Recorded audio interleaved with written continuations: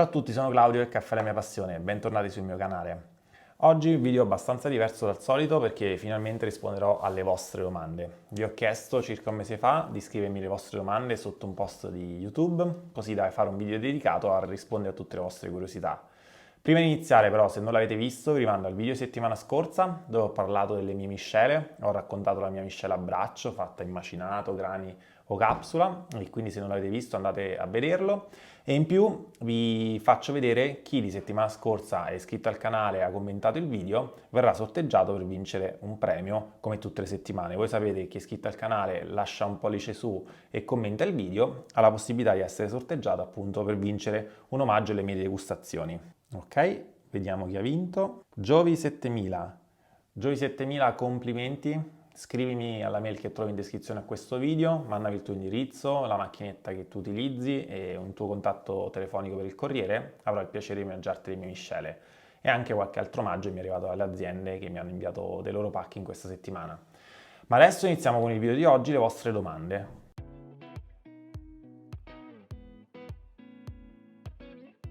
Bene, come avete visto da questo post che avevo lasciato, e tutti quelli che sono iscritti al canale gli sarà apparso sicuramente il mese scorso, vi ho lasciato uno spazio per farmi le domande a cui volete appunto una risposta e quindi adesso andrò a rispondere una a una a tutte le vostre curiosità che mi avete scritto. Iniziamo da Nicola che mi domanda: un'altra considerazione che ho fatto, correggimi se sbaglio, io penso che fino a quando i bar, almeno nel mio paese, si mettono d'accordo sul prezzo del caffè e lo vendono tutti allo stesso prezzo, non avremo mai un caffè di qualità superiore alla norma, perché tutti vogliono guadagnare e nessuno dice il mio caffè lo vendo a 20 centesimi in più ed è un caffè più prelibato, andrebbe solo a discapito del barista. Siamo un popolo con la cultura del caffè, ma credo in pochi hanno bevuto un buon caffè, io questo sto capendo. Allora Nicola, hai toccato un argomento ampissimo, cioè il prezzo dei caffè al bar. Ho letto proprio oggi un articolo del Corriere della Sera che diceva che si va da 1,20 € di media del prezzo di un espresso al bar a Bolzano fino agli 80 centesimi di media a Catanzaro. Diciamo che mediamente quindi l'Italia si posiziona su un espresso al bar al costo di €1, che è anche quel problema anche di superare la soglia psicologica di farlo pagare più di €1, quindi è un problema che capisco i baristi hanno. Allora, al di là di questo tema di quanto dovrebbe costare un giusto espresso, io credo che sicuramente bisogna fare qualcosa di diverso. Chi ad esempio sceglie la mia miscela in grani ed ha un bar, io invito sempre ad affiancarla anche alla miscela attuale. Mi spiego meglio. Secondo me bisogna uscire dalla logica appunto del prezzo del caffè, bisogna per esempio prendere ispirazione a Starbucks dove un caffè speciale di certo non costa solo €1.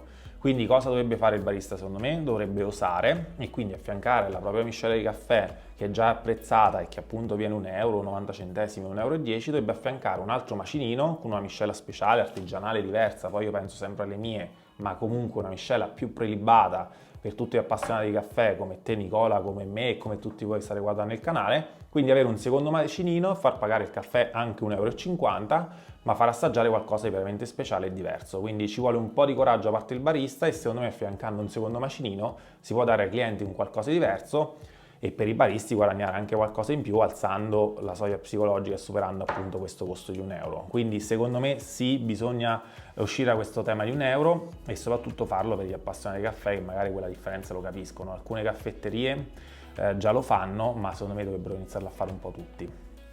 Andiamo avanti. Fabio mi chiede: recensioni sulle cialde di piccole torrefazioni quando le fai?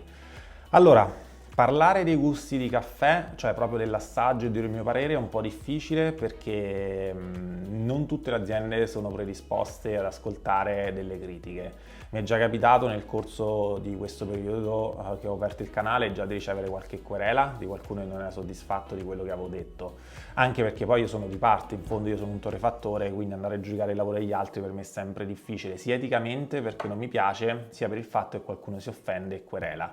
Quindi qualcosa farò, diciamo che faccio un po' fatica perché appunto sono di parte e poi perché il gusto è molto soggettivo, cioè quello che piace a me non necessariamente è quello che piace a voi o a te Fabio, perché chi ama un gusto forte magari ama la mia miscela a braccio, chi ama un gusto debole ama la mia miscela a carezza. Io non posso dire che una delle due sia più buona dell'altra, secondo me ognuna delle due ha il suo pubblico.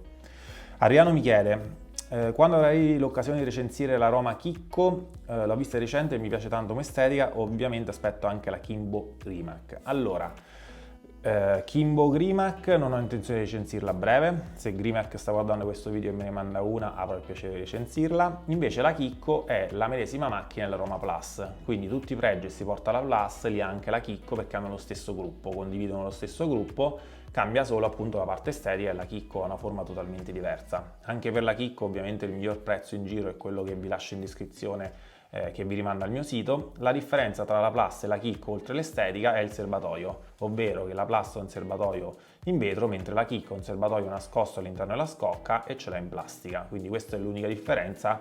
Scegliete in base all'estetica, la Chicco è esteticamente molto più ingombrante ma anche più particolare, quindi ci sarà chi la preferisce alla Plus.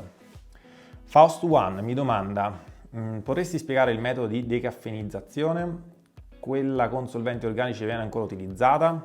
Allora, il decaffeinato, e qui abbiamo la mia miscela pensiero decaffeinata. Il decaffeinato si può fare in tante maniere. Il mio, ad esempio, è un decaffeinato naturale ad acqua, quindi la caffeina viene rimossa con il processo appunto tramite acqua. In realtà c'è ancora chi utilizza i solventi, specialmente le industrie piuttosto appunto grandi che fanno prodotti a prezzo, utilizzano i solventi che rimuovono la caffeina.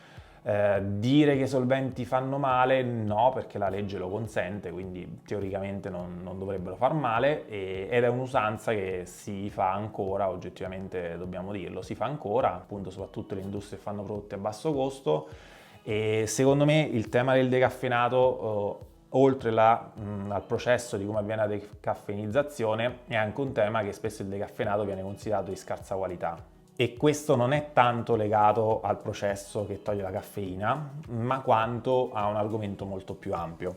Io per esempio del mio decaffeinato sono assolutamente tranquillo e sicuro che sia un caffè buonissimo, anzi tutte le vostre recensioni vanno in quella direzione e mi rendono felice e apprezzato da tutti, perché sostanzialmente è semplicemente un chicco verde decaffeinato ad acqua che poi va a subire un processo normale come tutti gli altri chicchi di caffè, quindi lo vado a tostare, selezionare, tostare, e quindi un caffè normalissimo. In passato, soprattutto in passato, adesso con l'attenzione che tutti stiamo avendo verso fare prodotti migliori, mi auguro non succeda più, il decaffeinato veniva sempre un po' bistrattato, perché comunque immaginate per un torrefattore, io vendo molto caffè normale, tra virgolette, e pochissimo decaffeinato, quindi tutta la mia attenzione è spostata sul caffè normale e spesso il decaffeinato lo si tralasciava e quindi non sempre veniva scelto con attenzione, non sempre veniva tostato con attenzione. Diciamo che torrefazioni piccole tipo la mia pongono anche attenzione al decaffeinato perché è comunque un prodotto eccezionale e soprattutto vi ricordo che al contrario di quello che credo in tanti, il decaffeinato non è riconoscibile all'assaggio, perché appunto la caffeina non apporta sapore, quindi se io vi faccio bere il mio decaffeinato e il mio caffeinato non c'è differenza alcuna all'assaggio, cioè potreste assolutamente non riconoscerlo perché se il caffè è buono sia decaffeinato che no. Se il caffè è scadente in partenza può essere scadente sia un decaffeinato sia un prodotto normale. Spesso in passato, appunto come dicevo, il decaffeinato essendo sempre così bistrattato, poco considerato perché poco venduto, si partiva anche da una materia prima di una qualità molto bassa e quindi i decaffeinati erano tendenzialmente scadenti. Poi c'è anche da dire che essendo il decaffeinato poco utilizzato, quando lo andiamo a bere spesso è quello che si è più ossidato, perché voi sapete una volta aperta la confezione va sempre richiusa, bisogna non farci entrare l'aria, va sempre tenuta al buio.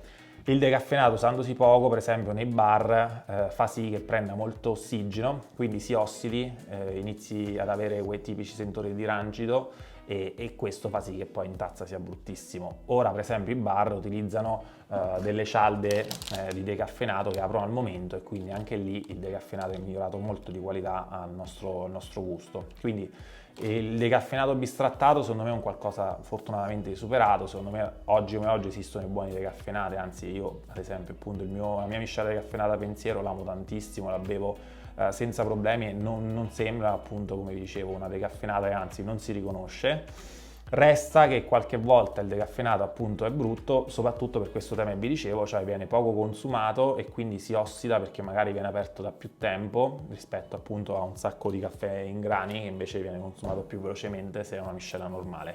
Quindi credo che il grosso tema del decaffeinato oggi come oggi non sia tanto la qualità di partenza, ma piuttosto questo tema del consumo, a meno che appunto non ci sia proprio una miscela di partenza che qualche torrefattore trascuri pensando sempre a risparmiare, allora sì, partendo da un caffè decaffeinato di scarsa qualità viene un caffè scadente, ma quello anche se il caffè non è decaffeinato avviene la stessa cosa. Nicola mi domanda qual è la differenza tra un caffè tostato a legna e un altro con bruciatore a gas. Manca, Nicola, un'altra variabile, cioè che è il tostato semplicemente con resistenze elettriche. Quindi il caffè può essere tostato o a legna o con una macchina a gas o con una macchina elettrica. Allora, il tostato a legna fa tanto poesia, è una cosa affascinante. Io non sono troppo a favore del tostato a legna, nel senso che per me, per quanto mi riguarda la mia concezione del caffè, il caffè è una scienza, come sapete. E quindi il grafico di una curva di tostatura è un qualcosa di rigido da rispettare assolutamente per far sì che venga tecnicamente un ottimo espresso. Quindi un ottimo espresso nasce dalla selezione delle materie prime alla fonte, da questo processo di tostatura che deve seguire la curva di tostatura in maniera perfetta, e quindi poi ne esce un caffè eccellente.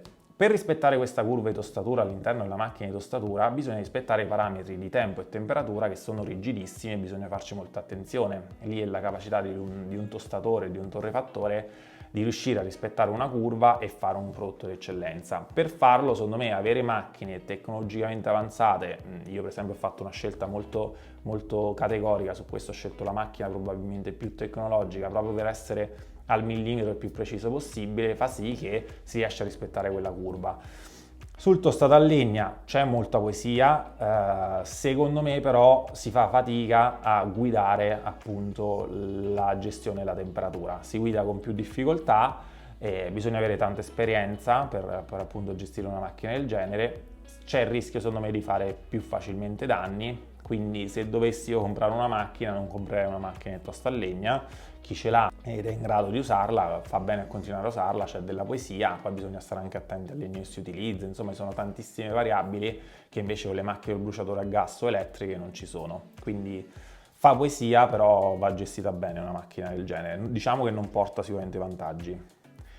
Arturo mi chiede, volevo chiederti se puoi consigliarmi un sito affidabile dove comprare caffè verde e una buona tostatrice domestica. Grazie e complimenti. Grazie a te Arturo per la domanda. Domanda difficile, ma vi lascio un'anticipazione. Da oggi trovate sul mio sito il caffè verde. Trovate le mie miscele che potete tostarvi a casa se avete appunto una tostatrice appunto con cui tostarla.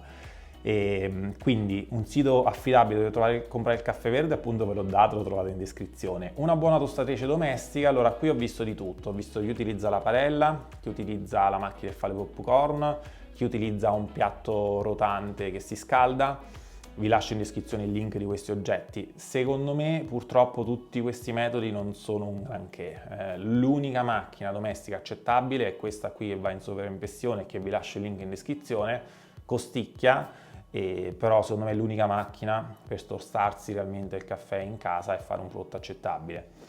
Detto che non vi uscirà accettabile se non studiate, cioè vi lascio anche in descrizione un libro da studiare perché tostare il caffè è qualcosa di veramente difficile, cioè la cottura del caffè è fatta, come dicevo, da una curva di tostatura, da temperatura e tempo da gestire in maniera, se vogliamo, assolutamente non facile, quindi vi suggerisco la tostatrice in descrizione, potete comprarla e divertirvi, ma vi suggerisco anche il libro da leggere perché altrimenti non vi verrà un caffè decente. Lolita mi chiede, vorrei sapere qual è la miglior macchina a capsule, ne vorrei fare una a capsule con cappuccinatore tipo lattissima. Allora, come ho detto nel video a cui vi rimando sul cappuccino perfetto, io non sono per le macchine ibride che fanno più cose, per me la macchina deve nascere per fare il caffè, deve fare bene quello, il cappuccino poi lo si fa col cappuccinatore, quindi vi rimando a quel video dove ne parlo. E invece per la miglior macchina a capsule, tutti quelli mi domandano quale macchina ci consigli, vi rimando al video sulla classifica delle migliori macchine del caffè, che sempre vi lascio qui in descrizione e qui in alto nel box, lì ho parlato della mia classifica di preferenze, quindi non vi potete sbagliare. Saltiamo alla domanda di Francesco, che si è appena iscritto al mio canale e si è rotta la frog, ha preso la pazza fantasia, gli è scivolata dalle mani, eccetera, eccetera, e vorrebbe un consiglio su cosa comprare. Anche questo lo rimando al video sulla classifica e soprattutto non posso descrivere meglio di come ho fatto la classifica quale macchina del caffè consigliare. E infine l'ultima domanda è quella di Michele, che mi chiede quanto è affidabile Nespresso, perché da inizio 2021 la maggior parte della gente ne parla malissimo, tra caffè annacquati, ordini annullati, rimborsi mai effettuati e sostituzioni e riparazioni di macchine. Io ho effettuato un ordine usando in promozioni di cui molti sono rimasti fregati, sta diventando Nespresso un brand non più affidabile. Un saluto e complimenti per i video. Allora Michele, no, non me la sento di parlare male di Nespresso. Io sinceramente però se dovessi comprare un Nespresso lo farei su Amazon, vi lascio sempre in descrizione il link all'offerta Nespresso attuale, perché sinceramente tra comprare su Nespresso e comprare su Amazon io preferisco comprare su Amazon, perché se tra colossi e multinazionali ce la giochiamo, a quel punto meglio Amazon, perché mi arriva con la velocità del Prime o la garanzia di Amazon e spesso si trova a prezzi migliori che sul sito Nespresso. Poi tu ne fai un discorso anche di ordini e rimborsi annullati, ordini e rimborsi mai effettuati. Sì, anche io ho letto di questi problemi e appunto vi rimando a comprare la Nespresso se proprio volete comprare Nespresso su Amazon. I caffè annacquati, in realtà questa è una critica che si è sempre fatta a Nespresso. Chi ama i caffè molto corposi in stile napoletano non deve forse comprare una compatibile Nespresso, cioè non deve forse comprare una capsula originale Nespresso, ma deve andare su una compatibile appunto come la mia, oppure come Caffè Borbone e tutti gli altri brand, perché riescono a fare delle miscele più corpose che si apprezzano di più nella Nespresso. Quindi sui caffè annacquati ha un po' lo stile Nespresso che riprende un gusto un po' più nordico.